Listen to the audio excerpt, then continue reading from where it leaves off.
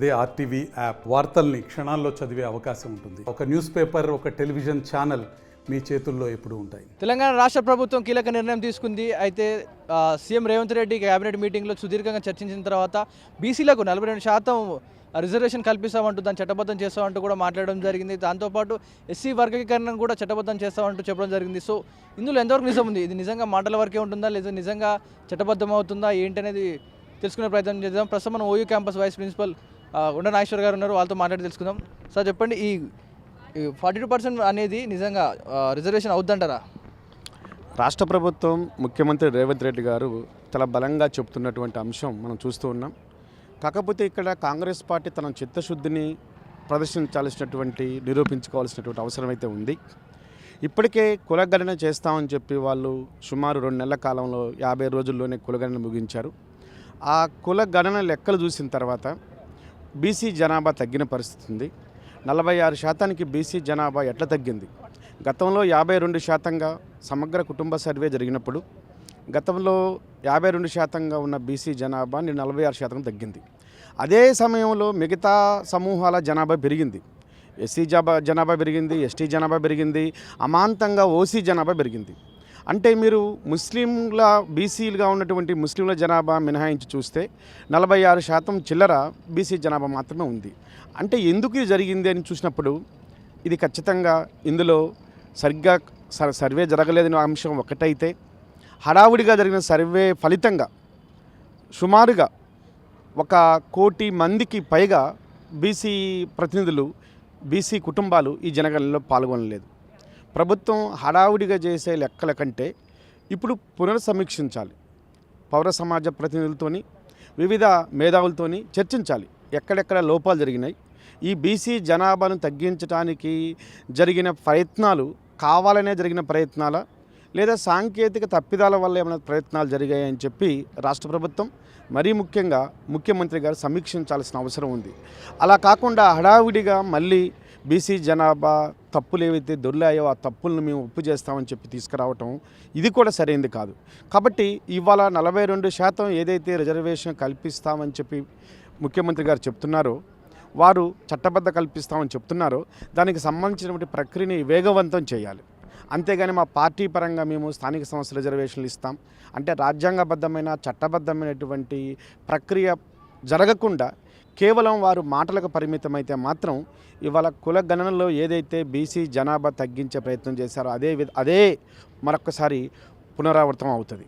అంతేకాకుండా ఇక్కడ గమనించాల్సిన మరొక సందర్భం కూడా ఏంటి అంటే, ఇవాళ దేశవ్యాప్తంగా మరీ ముఖ్యంగా తెలంగాణ రాష్ట్రంలో బీసీ వాదం బలంగా వీస్తున్న ఈ క్రమంలో బీసీలు అడుగుతున్నారు, మేమెంతో మాకంతా వాటా కావాలని చెప్పి ఇవాళ అన్ని రాజకీయ పార్టీల నుండి బీసీలు ప్రశ్నిస్తున్నారు.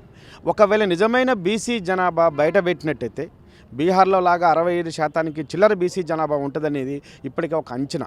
ఒక నిజమైన బీసీ పర్సెంటేజ్ కనుక బయటికి తీసుకొస్తే రాజకీయాల అవకాశాలు రావాలని బీసీలు గట్టిగా గొంతెత్తుతారు. మా వాటాకు తగ్గటువంటి అవకాశాలు ఉండాలి, పరిపాలన అవకాశాలు ఉండాలి, విద్యా ఉద్యోగ రంగాల్లో అవకాశాలు ఉండాలి, ఆర్థికపరమైన అంశాల్లో కూడా మాకు అవకాశాలు రావాలని బీసీలు ప్రశ్నిస్తారు. కాబట్టి ఈ ప్రభుత్వం కావాలనే ఒకవేళ అనగదొక్కుతుంటే మాత్రం తక్షణమే ఒక ఉన్నత స్థాయి కమిటీని ఏర్పాటు చేయాలి.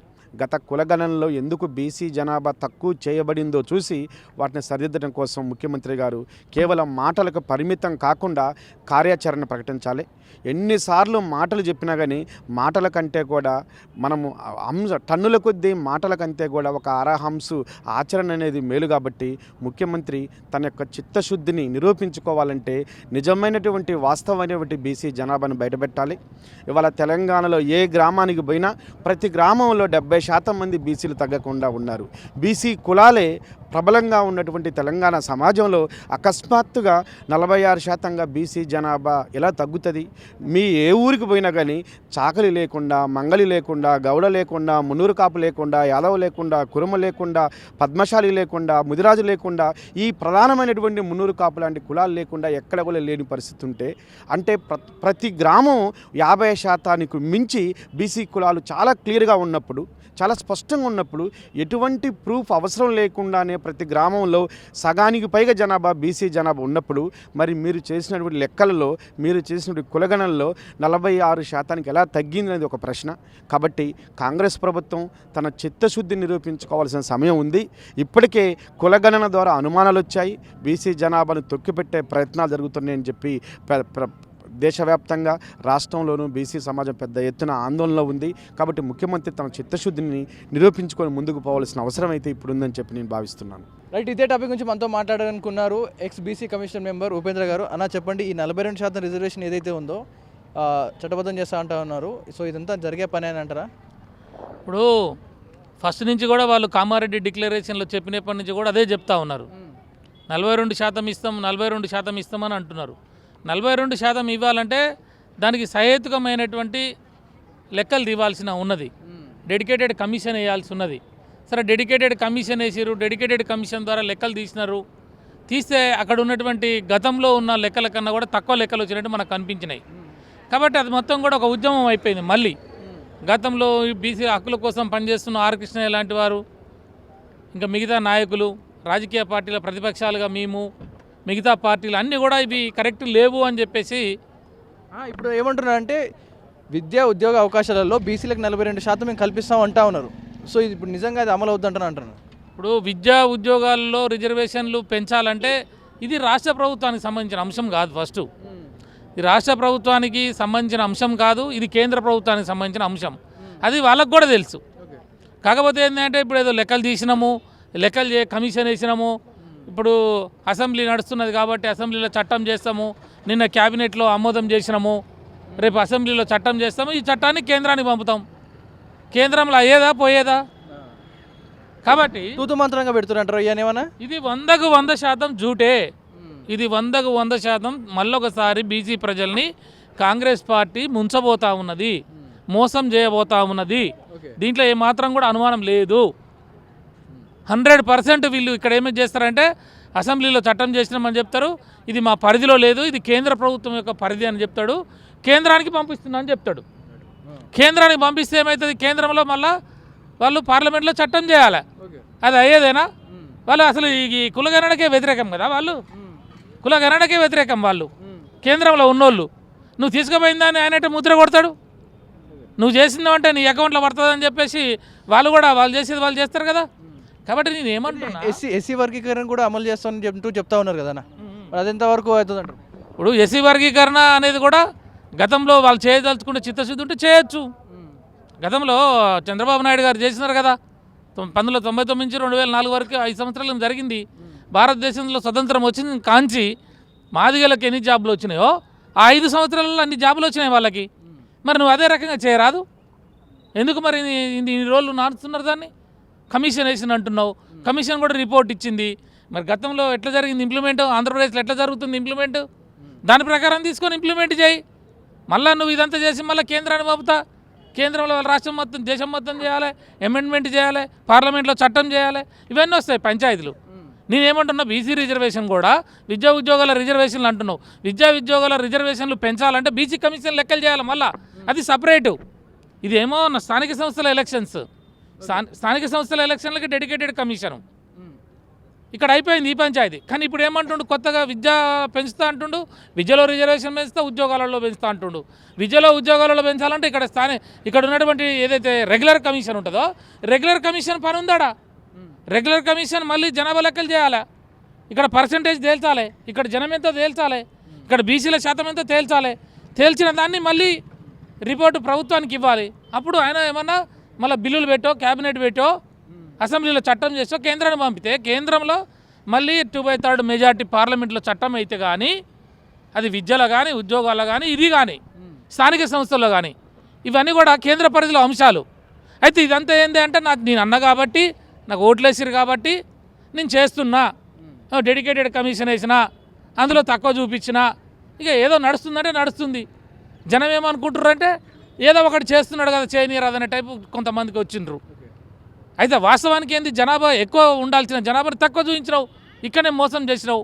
మళ్ళీ దీనికి కాదని చెప్పేసి ఇవాళ నువ్వు క్యాబినెట్లో ఆమోదం అన్నావు, క్యాబినెట్ నుంచి రేపు చట్టసభలోకి అంటున్నావు, అసెంబ్లీలకి. మరి ఇది అవుతుందా కాదా నీకు తెలియదా? 100% వీళ్ళకి తెలుసు. తెలిసే వాళ్ళు కావాలనే చేస్తున్నారు. అంటే రేపు ఏం చేస్తాడు, నేను కేంద్రానికి పంపినా, కేంద్రంలో ఉన్నది కాబట్టి నేను ఇవ్వలేకపోతున్నా, సుప్రీంకోర్టు జడ్జిమెంట్లు ఉన్నాయి కాబట్టి 50% దాటొద్దు కాబట్టి ఎస్సీ ఎస్టీలకు పోను, మీకు 22 23 ఉన్నది, ప్రస్తుతానికి దీని ద్వారా ఎలక్షన్ జరుపుకుందాం, లేదంటే నా పార్టీ నుంచి నేను ఇస్తాం మిగతాది 42 అన్నాడు కదా, మిగతా 20% పార్టీ నుంచి ఇస్తా అంటాడు. గదవనికి కావాలి గిద్ది వెళ్తున్నాయి కానీ ఇన్ని రోజులు చేసింది ఇవన్నీ తెలుసు వాళ్ళకి కాంగ్రెస్ పార్టీ. ఇప్పుడు పార్టీ నుంచి ఇచ్చింది కలిపితే ఇవన్నీ కావంటారా ఇవి అంతా? నేను పార్టీ నుంచి ఇస్తే అది పార్టీ నుంచి ఇస్తే కాదు కదా మనకు కావాల్సింది. వాళ్ళు 42% రిజర్వేషన్లు ఇస్తాము, చట్టబద్ధం చేస్తాము అన్నాడు. ఎట్లా చేస్తావు అంటున్నా నేను. కాబట్టి నీకు అన్నీ తెలుసు. నువ్వు కేంద్రంలో నీ కాంగ్రెస్ పార్టీ ఉంటే, అక్కడ ఫుల్ మెజారిటీ ఉంటే, నువ్వు ఇక్కడ ఉన్నావు కాబట్టి నువ్వు పంపితే వాళ్ళు ఏమైనా చేస్తే అయ్యేదేమో. కానీ నీకు అపోజిషన్ పార్టీ ఉంది కదా, ఐడియాలజీకి వ్యతిరేకమైన పార్టీ ఉంది కదా అక్కడ, ఇది ఎట్లా సాధ్యపడుతుంది అంటున్నాం మేము. అంటే కావాలని చెప్పి నీకు తెలుసు అంటే బాల్ని సెంట్రల్ నెట్టేస్తా అంటే బీజేపీని రేపు టార్గెట్ చేసుకుంటే స్పీచ్లు ఇచ్చుకుంటూ తిరుగుతాడు. ఇవన్నీ మాకు తెలియవా? కాబట్టి నేనేమంటున్నా, ఇవన్నీ తెలిసి వాళ్ళు చేసిర్రు. కామారెడ్డి డిక్లరేషన్లో లంపాచోడా రాసిర్రు. అది ఒక బీసీలకే కాదు, మిగతా వాళ్ళు కామారెడ్డి డిక్లరేషన్ అని, చేవల డిక్లరేషన్ అని, వరంగల్ డిక్లరేషన్, యూత్ డిక్లరేషన్, రైతు డిక్లరేషను, బీసీ డిక్లరేషను, మహిళా డిక్లరేషను, ఏందా ఇవి అయితే 420 హామీలా? దేశంలో ఏ రాజకీయ పార్టీ అని ఇచ్చిందా ఇన్ని హామీలు? ఎక్కడన్నా చూసిరా మీరు? ఇన్ని జూటా మాటలా? ఆ దుద్దిలా శ్రీధరబాబు దానికి కమిటీ చైర్మన్ ఉన్నాడు, కనీసం ఆయన కన్నా ఉండాలి కదా బుద్ధి. ఇన్ని మాటలు రాస్తున్నాము, ఇన్ని అవుతున్నాయి, రేపు అధికారంలోకి వస్తే ఇవన్నీ ఎట్లా చేస్తాం, ఏం సంగతి? ప్రజలు తిరగబడి అడుగుతారు, ప్రజలు రేపు ఎమ్మడబడతారు అనేది తెలియదా? అంటే ఏంది అంటే అధికారంలో సీటు రావాలి కాబట్టి నా నోటికి వచ్చినట్టు చెప్తా, ఏది పడితే అది చెప్తా. రేపు చేయాలి మేము అంటున్నాం. బీసీ సమాజం నుంచి ఇవాళ 42% నువ్వు అంటున్నావు కదా, 42% నువ్వు రిజర్వేషన్ ఇవ్వకపోతే ఇదే కాంగ్రెస్ పార్టీని లోకల్ బాడీ ఎలక్షన్స్లో పెద్ద ఎత్తున పాతాల లోకానికి వాళ్ళు రాజకీయంగా సమాధి చేయడానికి సిద్ధంగా ఉన్నారు. ఇలా గ్రామాలలో ప్రతి ఒక్కరు కూడా, ఒక చాకలోళ్ళు, మంగళోళ్ళు, కమ్మరోళ్ళు, కుమ్మరోళ్ళు, పూసలోళ్ళు, మేదరోళ్ళు, దూదేకలోళ్ళు, ఆరెకటికోళ్ళు, అగ్నికుల క్షత్రియులు, వీళ్ళందరూ కూడా మాకు 50 సంవత్సరాలు 70 సంవత్సరాలు స్వతంత్ర భారతదేశంలో మీకు కాలేదు అని ఉన్నది వాళ్ళకి. ఇలా 42% వరకు లేచి కూతురు వాళ్ళు. ఒక వార్డు మెంబర్ అని అవుతాము, ఒక ఎంపీటీసీ అని అవుతాము, ఒక సర్పంచ్ అని అవుతాము. అసలు ఈ దేశంలో మాకు ఉంటే మాకు భాగస్వామ్యం ఏది అనే దాంట్లో ఉన్నారు. కాబట్టి నువ్వు ఇవ్వాలని మళ్ళీ నువ్వు తొండి చేస్తా, నేను ఇక్కడ చేసినా కాబట్టి చట్టం అయిపోయింది అసెంబ్లీలో, నేను పార్లమెంటు పంపిన, పార్లమెంట్లో మోడీ చేయట్లేదు కాబట్టి నేను ఇవ్వట్లేదు అని చెప్తాడు. ఇది 100కు 100%. అంటే నువ్వు కావాలని మళ్ళొకసారి బీసీ సమాజాన్ని తెలిసి అధికారికంగా కాంగ్రెస్ పార్టీ మోసం చేయబోతున్నది. దీంట్లో మాత్రం కూడా అనుమానం లేదు. కాబట్టి రాబోయే కాలంలో మీ బీసీలు మొత్తం కూడా చైతన్యం చేసే విధంగా ఈయన చెప్పిన మాటలు, ఇంకా వేరే అనేక మాటలు ఇచ్చినాడు. ఎంబీసీ కార్పొ ఒక మంత్రిత్వ శాఖ ఇస్తా అని చెప్పినాడు. 20,000 కోట్ల రూపాయలు ప్రతి సంవత్సరం బడ్జెట్ ఇస్తా అన్నాడు. దానికి మళ్ళీ దీన్ని స్థానిక సంస్థలో 42% అన్నాడు. ఇంకా వేరే చాలా ఉన్నాయి. కాబట్టి మేము ఏమంటున్నాం, నువ్వేదో మాటలు చెప్పినా అయిపోయింది, దాట వేసినా, సీట్ల కూర్చున్న అధికారం వచ్చింది కాబట్టి మమ్మల్ని ఎవరేం చేయలేరు అనుకుంటే మాత్రం వదిలిపెట్టే ప్రసక్తే లేదు జనం. అట్లా ఉన్నారు బీసీ సమాజం. తెలంగాణ కాంగ్రెస్ ప్రభుత్వం చెప్తున్న 42% రిజర్వేషన్ ఏదైతే ఉందో ఇది అవుతుందంటావా నిజంగా? ఈరోజు కాంగ్రెస్ మేనిఫెస్టోలో, అదేవిధంగా కామారెడ్డి డిక్లరేషన్లో కాంగ్రెస్ పార్టీ చెప్పినటువంటి మేనిఫెస్టోని అమలు చేయాలని, ఈరోజు ఆ అమలు తప్పించుకోవాలని కాంగ్రెస్ పార్టీ చాలా ప్రయత్నించింది. ఆ ప్రయత్నాన్ని తిప్పికొట్టినటువంటి ఏకైక నాయకురాలు ఎవరంటే కవితక్క. బీఆర్ఎస్ పార్టీ యొక్క ఆదేశాల మేరకు, కేసీఆర్ యొక్క ఆదేశాల మేరకు కవితక్క గారు ఈరోజు బీసీల హక్కుల కోసం ఈరోజు పెద్ద అన్ని జిల్లాల, ఉమ్మడి జిల్లాల రౌండ్ టేబుల్ సమావేశాలు పెట్టి, అదేవిధంగా ఇంద్రపార్కుల పెద్ద బహిరంగ సభ పెట్టి మీరు బీసీల సమాజానికి ఇస్తున్నటువంటి 42%, అదేవిధంగా విద్యా, ఉపాధి, ఉద్యోగ అవకాశాలలో, ఈరోజు రాజకీయ అవకాశాలలో అవకాశం కల్పించాలని ఈరోజు కవితక్క గారు ఎక్కడక్కడ రాష్ట్రంలో నిలదీసి ఈరోజు ఇంద్రపార్క్ సాక్షి ఈరోజు నిలయం నడితే ఈరోజు కాంగ్రెస్ పార్టీ మెడలు వంచి ఈరోజు 42% బీసీలకు 42% ఉపాధి రాజకీయ అవకాశాలు కల్పించాలని ఈరోజు డిమాండ్ చేసిన సందర్భంగా ఈరోజు కాంగ్రెస్ పార్టీ దిగి రావడం జరిగింది. అట్లా కదా, ఇప్పుడు ఉన్నదే 50%లో ఈ 42% ఎలా ఇస్తారు? అసలు పాసిబుల్ అవుతుంది అంటావా ఇది? ఈ 42% ఎలా ఇస్తారు? అంటే 42% బీసీలకు ఇస్తే మిగతా వాళ్ళకి ఎలా సర్క్యులేట్ చేస్తారు ఇదంతా? యాక్చువల్గా కులగణాల ప్రకారం బీసీలు 56% ఉన్నారు. కావాల్చుకొని ఈ కాంగ్రెస్ పార్టీ కులగణన బీసీలను తక్కువ చూపించడం జరిగింది, 46% చూపించడం జరిగింది. కులగణనే తప్పుగా చూపించరు.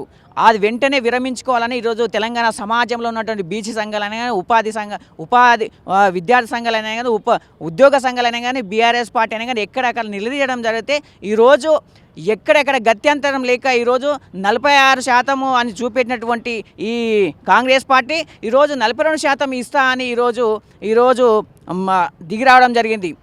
అదేవిధంగా ఏమంటే ఈరోజు ఉద్యోగ అవకాశాలల్లో అదేవిధంగా విద్యా అవకాశాలల్లో రాజకీయ అవకాశాలలో 42% ఇస్తుంది. ఏ విధంగా ఇస్తారో ఈరోజు మీరు ఎవరైనా కోర్టులో అయినా కానీ ఈరోజు కోర్టు వేస్తే ఈరోజు 50% దాటకుండా రిజర్వేషన్లు అమలు చేయాలని ఉంటుంది, రూల్ ఉంటుంది. అప్పుడు మీరు ఏ విధంగా బీసీలకు మీరు ఈ 42% అవకాశాలు కల్పిస్తారు?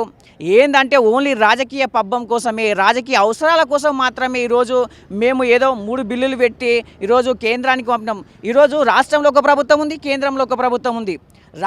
అంటే అక్కడనేమో కేంద్రం ఉన్నటువంటి బీజేపీ ప్రభుత్వం ఏమో మాకు అసలు కులగణన అసలు మేము కులాల వాయిస్గా మేము చూడము, మేము కులగణన చేయము, మాకు అసలు మేము విభజించము అని వాళ్ళు అంటారు. ఈయనేమో విద్యా ఉపాధి అవకాశాలలో రాజకీయ అవకాశాలలో బిల్లు పెట్టి మేము పంపిస్తాము అంటే తూతూ మంత్రంగా అసెంబ్లీలో పెట్టి పంపిస్తామని ఈయన చెప్తాడు. ఓన్లీ బీసీలను మాయమాటలు చేసి మోసం చేయాలని ఈ కాంగ్రెస్ పార్టీ చేస్తుంది. బిడార్ రేవంత్ రెడ్డి గుర్తుపెట్టుకో, తూతూ మంత్రంగా ఈరోజు రాజకీయంగా ఉపాధి పరంగా అదేవిధంగా విద్యాపరంగా మీరు ఏ విధంగా అయితే బిల్లు ఇప్పుడు అసెంబ్లీలో పెట్టాలనుకుంటారో మీరు కేంద్రంలో కూడా ఇప్పుడు నరేంద్ర మోడీ యొక్క మెడలు వంచి పార్లమెంట్లో కూడా ఈ బిల్లును పాస్ చేస్తేనే మీరు బీసీలకు న్యాయం చేసినట్టు అవుతారు. లేకపోతే మీరు బీసీల ద్రోహి అని నేను ఉస్మానియా యూనివర్సిటీ విద్యార్థిగా ఈరోజు డిమాండ్ చేస్తున్నాను. వెంటనే మీరు మీ అసెంబ్లీలో ఈ 3 బిల్లులు పాస్ చేసిన తర్వాత మీరు వెంటనే కార్యాచరణ ఇక్కడ ఉన్న ప్రతిపక్ష నాయకులని అందరినీ చేసుకొని ఈరోజు పార్లమెంట్లో కూడా ఈ బిల్లును నెగ్గియాలని మేము డిమాండ్ చేస్తున్నాం. రాష్ట్ర ప్రభుత్వం ఇస్తా అంటారు 42% బీసీలకు ఏదైతే రిజర్వేషన్ కల్పిస్తూ అంటారో ఇది అవుతుంటారు. ఎందుకంటే ఉన్నది 50% మించొద్దంటా ఉన్నారు, ఇందులో 42% బీసీలకు ఇస్తా అంటారు. సో ఇది పాసిబుల్ అయ్యే విషయం అంటారా? ఖచ్చితంగా 42% రిజర్వేషన్లు ఇవ్వాల్సినటువంటి అవసరం ఉంది. ఎందుకంటే తెలంగాణ రాష్ట్రంలో బీసీల జనాభా 50% పైన ఉందనేది చాలా స్పష్టంగా మనకు అర్థమవుతుంది. మొన్న ప్రభుత్వం చేసినటువంటి సర్వే కానీ అంతకుముందు కేసీఆర్ నిర్వహించినటువంటి దాంట్లో ఓవరాల్గా చూస్తే బీసీలకు రిజర్వేషన్లు అనేవి పూర్తి స్థాయిలో వాళ్ళకి జనాభాకు తగ్గట్టు రిజర్వేషన్ ఫలాలు అందట్లేదు, అన్యాయం గురవుతున్నారు. కాబట్టి ఇప్పుడు ఉన్నటువంటి పరిస్థితుల్లో ఎవరి జనాభాకు తగ్గట్టు వాళ్ళకు ఆ రిజర్వేషన్లు ఇస్తే వాళ్ళు ప్రయోజనం పొందేటువంటి అవకాశం ఉంటుంది. ఈరోజు సుప్రీంకోర్టు కూడా ఈ 50% ఇవ్వాలనేటువంటి నిబంధనను కూడా తొలగించాల్సినటువంటి అవసరం ఉంటుంది. ఎందుకు 50% పెట్టాల్సిన అవసరం ఉంది? ఈరోజు 10% లేనటువంటి అగ్రవర్ణాలు ఈడబ్ల్యూఎస్ రిజర్వేషన్ పేరు మీద 10% రిజర్వేషన్లు ఇస్తున్నప్పుడు బీసీలకు వాళ్ళ జనాభాకు తగ్గినట్టు రిజర్వేషన్లు ఎందుకు ఇవ్వకూడదు అనేటువంటి విషయాన్ని కూడా మేము అడుగుతున్నాం. ఈరోజు ఎస్సీలైనా ఎస్టీలైనా ఎవరి జనాభా ఎంతో వాళ్ళకు ఆ వాటా అనేది ఖచ్చితంగా దక్కాల్సినటువంటి అవసరం ఉంది. ఈరోజు అది లేకపోవడం వల్లనే ఈరోజు చాలా ఉద్యోగ అవకాశాలు చట్టసభల్లో అవకాశాలు కోల్పోతున్నారు. ఈరోజు ప్రధానంగా చూస్తే బీసీలకు సంబంధించి చట్టసభల్లో రిజర్వేషన్ లేకపోవడం వల్ల అగ్రవర్ణాలే ఈరోజు అధిక శాతం చట్టసభల్లో బీసీలకు దక్కాల్సినటువంటి జనాభా ఎక్కువ ఉన్నటువంటి బీసీలు చట్టసభల్లో 119 అసెంబ్లీ స్థానాలు తెలంగాణ రాష్ట్రంలో ఉంటాయి. ఎంతమంది బీసీలు ఉన్నారు? కనీసం 10% లేనటువంటి ఓసీలు ఈరోజు చట్టసభల్లో 50%, 40 నుంచి 50 మధ్య ఉన్నటువంటి పరిస్థితి ఉంది. కాబట్టి దీని అందరికీ కూడా జనాభాకు తగినటువంటి రిజర్వేషన్లు అమలు చేసేటువంటి విధంగా ఖచ్చితంగా స్టేట్ గవర్నమెంట్ ఒత్తిడి తీసుకురావాల్సినటువంటి అవసరం ఉంది. ఈరోజు రేవంత్ రెడ్డి తన చిత్తశుద్ధిని నిరూపించుకోవాల్సినటువంటి అవసరం ఉంది. కేవలం తూతూ మంత్రంగా ఈరోజు రిజర్వేషన్లు అమలు చేస్తామని తీసుకుపోయి ఢిల్లీలో ఒక ధర్నా చేసి ఊకునుడే కాదు, దాన్ని తీవ్ర స్థాయిలో అమలు చేసేటువంటి బాధ్యత ఈ రాష్ట్ర ప్రభుత్వం పైన ఆధారపడి ఉంది. రాహుల్ గాంధీ కూడా ప్రత్యేకంగా ఈ జనగణనకు సంబంధించి ఈరోజు అణగారిన వర్గాలు, అది ఎస్సీ ఎస్టీ బీసీ మైనార్టీ వర్గాలు, మహిళలు ఎట్లా అణగారిన వర్గాలు అన్యాయం గురవుతున్నారో వాళ్ళకు న్యాయం దక్కేటువంటి విధంగా, వాళ్ళకు రిజర్వేషన్ ఫలాలు అందేటువంటి విధంగా రాహుల్ గాంధీ స్వయంగా మాట్లాడుతున్నటువంటి సందర్భం ఉంది. కాబట్టి రేవంత్ రెడ్డి తన చిత్తశుద్ధి నిరూపించుకోవాల్సినటువంటి అవసరం ఉంది. ఈరోజు బీసీ ప్రధాని చెప్పుకుంటున్నటువంటి నరేంద్ర మోడీ కూడా బీసీల పట్ల, బీసీల రిజర్వేషన్ల పట్ల ఎట్లా ఉంటాడు అనేటువంటి విషయం కూడా తేట తెల్లం కావడానికి కూడా ఈ సందర్భంగా సిద్ధంగా ఉందనే అనేటువంటి విషయం మాత్రం చాలా స్పష్టంగా ఉంది. కాబట్టి ఖచ్చితంగా ఈ రిజర్వేషన్లను అమలు చేయాల్సినటువంటి అవసరం ఉందని కూడా మేము తెలియజేస్తున్నాం. బీసీలకి 42% రిజర్వేషన్ ఇస్తూ ఉంటారు కదా, ఇది నిజంగా అమలు అవుతుంటారా? 100% అమలవుతుందన్న.